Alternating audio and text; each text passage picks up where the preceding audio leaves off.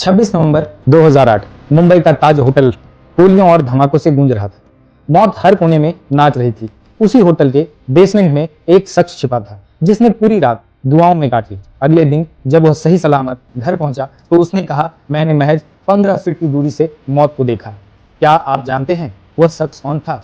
आज का दुनिया का सबसे चर्चित और विवादित अरबपति गौतम अडानी। एक कॉलेज ड्रॉप आउट जो कभी अहमदाबाद की सड़कों पर बजाज स्कूटर चलाता था, वो कैसे भारत के पोर्ट्स, एयरपोर्ट्स और बिजली का बेताज बादशाह बन गया, और कैसे हिंडनबर्ग से लेकर अमेरिकी अदालतों के चक्रव्यूह को भेदकर आज वो फिर से सीना ताने खड़ा है।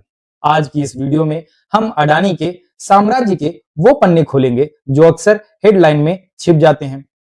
कहानी शुरू होती है 1978 में। 16 साल का एक लड़का जिसके पिता कपड़े के एक छोटे व्यापारी थे, अपनी पढ़ाई बीच में छोड़कर मात्र 100 रुपए लेकर मुंबई लोकल में सवार होता है। नाम है गौतम अडानी। मुंबई आकर उन्होंने पढ़ाई नहीं की बल्कि महिंद्रा ब्रदर्स में हीरो को छांटने की नौकरी की। लेकिन सिर्फ 2 सालों में उन्होंने हीरो के व्यापारों में ऐसी बारीकियां सीखी कि खुद की ब्रोकरेज फर्म खोल दी और महज 20 सालों की उम्र में उस दौर में लाखों रुपए कमाए। असली खेल शुरू हुआ 1995 में जब गुजरात सरकार ने मुंद्रा पोर्ट के संचालन का ठेका अडानी को दिया। आज यह सिर्फ एक बंदरगाह नहीं, यह भारत का सबसे बड़ा प्राइवेट कमर्शियल पोर्ट है। इसके बाद अडानी ने जिंदगी में पीछे मुड़कर कभी नहीं देखा। आप चाहे देश के किसी भी कोने में हो, लाइट जलाएं या फॉर्चून तेल में खाना पकाएं या मुंबई अहमदाबाद एयरपोर्ट से उड़ान भरे, आप जाने अनजाने में अडानी के इकोसिस्टम का हिस्सा है। लेकिन क्या आप जानते हैं कि अरबपति बनने के इस सफर में गौतम अडानी ने 2 बार मौत को बहुत ही करीब से चकमा दिया है। घटना साल 1998 की है जब अहमदाबाद में डॉन फजल उल रहमान ने बंदूक की नोक पर गौतम अडानी को किडनैप कर लिया था। उन्हें छोड़ने के लिए करीब 15 करोड़ की फिरौती मांगी थी। आज के समय में 15 करोड़ रुपए सुनने में बहुत छोटी रकम लगती है, लेकिन 1998 के हिसाब से यह एक बहुत ही विशाल और रिकॉर्ड तोड़ रकम था। किडनैपर्स के लिए उस दौर में किसी भी भारतीय व्यापारी से 15 करोड़ मांगना भारत के इतिहास के सबसे बड़ी फिरौतियों में से एक था।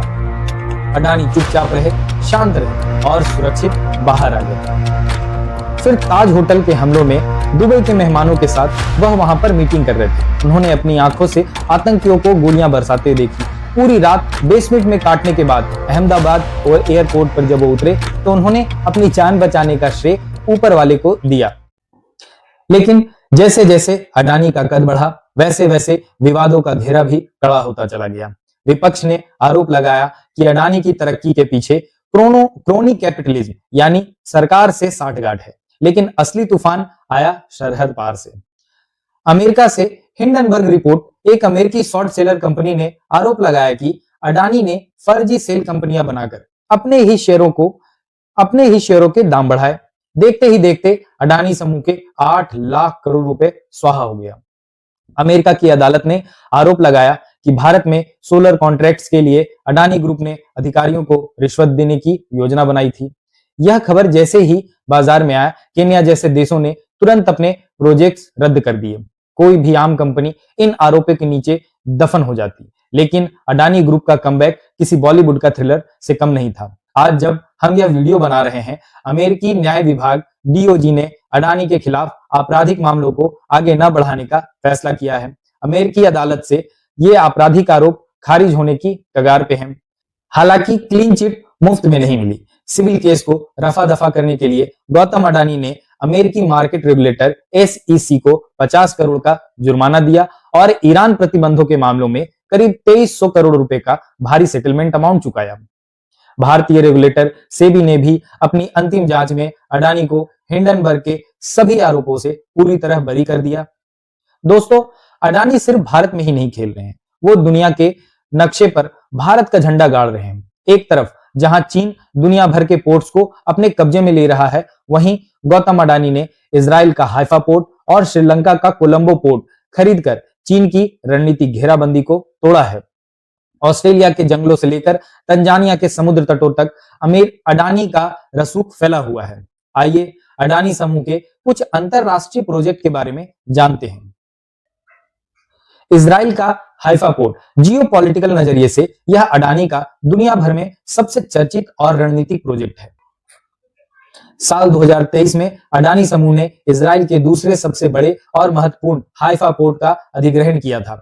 यह पोर्ट भूमध्य सागर में स्थित है, जो यूरोप और एशिया के बीच व्यापार का एक मुख्य केंद्र है। इस प्रोजेक्ट के जरिए अडानी सीधे वैश्विक राजनीति के केंद्र में आ गए। अडानी समूह के इतिहास का सबसे विवादित और बड़ा विदेशी प्रोजेक्ट ऑस्ट्रेलिया में स्थित करमाइकल माइन रहा है। यह दुनिया की सबसे बड़ी अनकही कोयला खदानों में से एक है। दोस्तों, इस प्रोजेक्ट को शुरू करने के लिए अडानी को ऑस्ट्रेलिया में भारी जन विरोध का सामना करना पड़ा। स्टॉप अडानी जैसे अंतरराष्ट्रीय पर्यावरण अभियानों का सामना करना पड़ा था। इसके बावजूद अडानी ने पीछे न हटते हुए इस प्रोजेक्ट को चालू किया। यहां से निकलने वाला कोयला मुंद्रा पोर्ट के जरिए भारत आता है और अडानी के पावर प्लांट्स में बिजली बनाने के काम में आता है। अडानी समूह श्रीलंका के कोलंबो पोर्ट पर वेस्ट कंटेनर टर्मिनल का निर्माण और संचालन कर रहा है। भारत के पड़ोसी देश में चीन के बढ़ते प्रभाव को चुनौती देने के लिए यह प्रोजेक्ट बहुत अहम है। यह दिखाता है कि अंतरराष्ट्रीय स्तर पर चीन के बेल्ट एंड रोड इनिशिएटिव मतलब BRI का मुकाबला करने के लिए अमेरिका और भारत दोनों अडानी के इस प्रोजेक्ट का समर्थन कर रहे हैं। अडानी समूह ने तंजानिया पोर्ट्स अथॉरिटी के साथ 30 साल का एक बड़ा समझौता भी किया है, जिसके तहत वो वहां के कंटेनर टर्मिनल का संचालन और प्रबंधन संभाल रहे हैं। यह बंदरगाह पूर्वी अफ्रीका का एक मुख्य प्रवेश द्वार है, जो चारों तरफ से जमीनी देशों से जुड़ा हुआ है। इसके जरिए अफ्रीका के प्राकृतिक संसाधनों और व्यापार पर अडानी की पकड़ बेहद मजबूत हो गई है।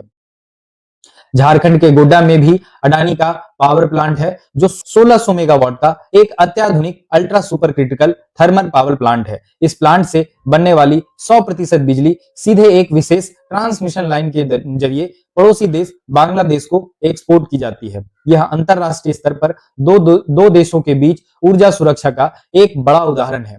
आज अडानी के शेयर वापस अपनी पुरानी ऊंचाई पर हैं।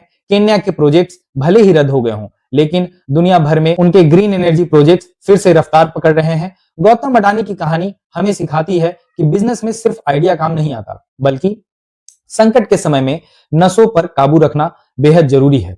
दोस्तों, 24 जून 2026 को गौतम अडानी ने अपना 64वां जन्म दिवस मनाया, इसलिए हमने भी यह डॉक्यूमेंट्री तैयार किया। आपको क्या लगता है, क्या अडानी के खिलाफ ये आरोप सिर्फ एक अंतरराष्ट्रीय साजिश था, या बिना आग के धुआं नहीं उठता? अपनी राय कमेंट बॉक्स में जरूर बताएं। वीडियो पसंद आए तो लाइक करें और ऐसे ही डीप एनालिसिस के लिए चैनल को सब्सक्राइब करें। मिलते हैं अगले वीडियो में।